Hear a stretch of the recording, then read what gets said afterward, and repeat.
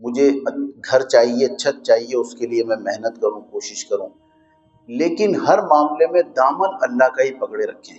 یا اللہ گھر نہیں ہے، آپ گھر عطا فرما دیں. ہم دعا کرتے ہیں، ہم ہاتھ اٹھاتے ہیں اور اپنی حاجت شروع کر دیتے ہیں کہ اللہ میرا یہ مسئلہ ہے، یہ مسئلہ ہے، فلاں بیمار ہے، صحت دے دیجیے، بیٹے کا کامیاب ہو جائے، بیٹا داخلہ ہو جائے، بیٹی کی شادی اچھی جگہ ہو جائے، یہ وغیرہ وغیرہ دعائیں، گھر میں سکون، یہ مانگتے ہیں. دعا مانگنے کے آداب ہیں. سب سے پہلے اپنا دکھڑا اللہ کو سنائیے. اور یہ کس نے بتایا ہے ہمیں؟ انبیاء علیہ السلام نے یہ تعلیمات دی ہیں. نوح علیہ السلام نے پوری تفصیل بتائی ہے اپنی، یا اللہ میں اتنا پریشان رہا ہوں کہ میں نے جب آپ کی بات شروع کی ہے تو ان لوگوں نے، اور ایک دو دن بات نہیں کہ میرے دوستوں، میں ابھی آپ سے بات کر رہا ہوں اور آپ آپس میں گفتگو کرنے لگیں تو مجھے بات کرنے میں مزہ آئے گا؟ یا کوئی ادھر ادھر دیکھنے لگے؟ اسی طرح کوئی منہ پھیر کے بیٹھ جائے تو میں بات اپنی ختم کر دوں گا. اب سوچئے کیا مقام ہوگا کہ لوگ اپنے کانوں میں انگلیاں ڈالتے تھے کہ بس کرو، نہیں سننی تمہاری بات. ایک اللہ کی عبادت کرو، سن کے نا کان پک گئے ہمارے، نہیں سننی. پھر جب لوگوں کا اس پہ بس نہیں چلا اور انہوں نے کہا کہ یہ تو دعوت دے چلے جا رہے ہیں، تو منہ پہ کپڑا ڈال دیا تاکہ ہم دیکھیں ہی نہیں انہیں. ایک دو دن یہ نہیں ہوا. آپ میرے ساتھ، میں آپ کے ساتھ، ہم کسی کے ساتھ بھی کریں، آپ یقین کریں ساری عمر وہ واقعہ یاد رہے گا کہ میرے سامنے جب میں بات کر رہا تھا تو اس نے مجھ سے بدتمیزی کی تھی، کانوں میں انگلیاں ڈالنی تھی، زبان چڑھائی تھی، اس نے کہا تھا مجھ سے بات نہ کریں. اور یہ اللہ کے نبی نوح علیہ السلام 950 سال تک دعوت دیتے رہے ہیں کہ اللہ کی طرف آؤ، اور لوگ دلائل دیتے تھے کہ اللہ نہیں ہے.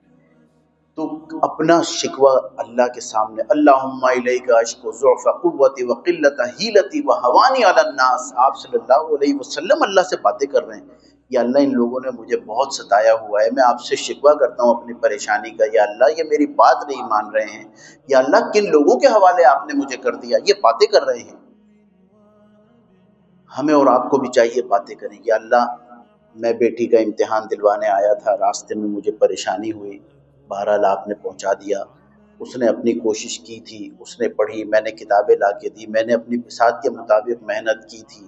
یا اللہ میں نے فیسیں بھی جمع کی تھی، یا اللہ میں نے یہ سارا کام کیا تھا، اگر آپ نے اسے کامیاب نہ کیا تو میری فیس ضائع جائے گی. اے اللہ مجھے اس رسوائی سے بچا لیجیے، میں کہاں سے فیس لاتا پھروں گا. اے اللہ میری تندرستی کا آپ کو علم ہے، یا اللہ میری پریشانی کا علم ہے. یہ باتیں کریں اللہ سے، خوب باتیں کریں.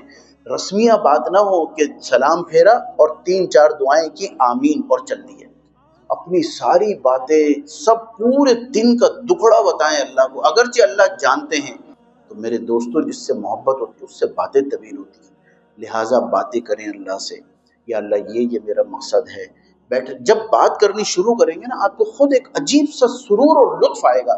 اچھا سب کچھ اللہ کے اختیار میں ہے، کاروبار میں گھاٹا ہو رہا ہے، نوکری پہ لوگ پریشان کر رہے ہیں، یا اللہ میں کوشش کرتا ہوں، میں تو صبح جاتا ہوں، میں کیا کروں، وہ میرے خلاف ایک محاذ بنا ہوا ہے، سیاست چل رہی ہے، مجھے سمجھ میں نہیں آ رہا میں کیا کروں. یا اللہ میری کوئی غلطی ہوگی، یقیناً جس طرح سے یونس علیہ السلام نے یہ کہا کہ یا اللہ میں تو ہم اور آپ بھی یہ کہیں کہ یا اللہ ہم ظالم ہیں، ہم سے غلطی ہوئی ہے، مجھے وہاں یہ نہیں کرنا چاہیے تھا، میں نے یہ کیا، فلاں جگہ میں نے جھوٹ بولا، فلاں جگہ میں نے بد نظری کی، فلاں جگہ میں نے یہ کام کیا، مجھے نہیں کرنا چاہیے تھا. یا اللہ میں ظالم ہوں، آپ نکال دیجیے مجھے اس سے، کیونکہ ہر چیز آپ کے قبضے میں ہے. یا اللہ بیوی میری بات نہیں مانتی، میں تو اس سے کہتا ہوں میں تو اپنے طریقے سے بالکل صحیح ہوں، نہیں یہ نہیں، یا اللہ مجھ سے ہی غلطی ہوگی، اے اللہ میں نے وہ حقوق ادا نہیں کیے.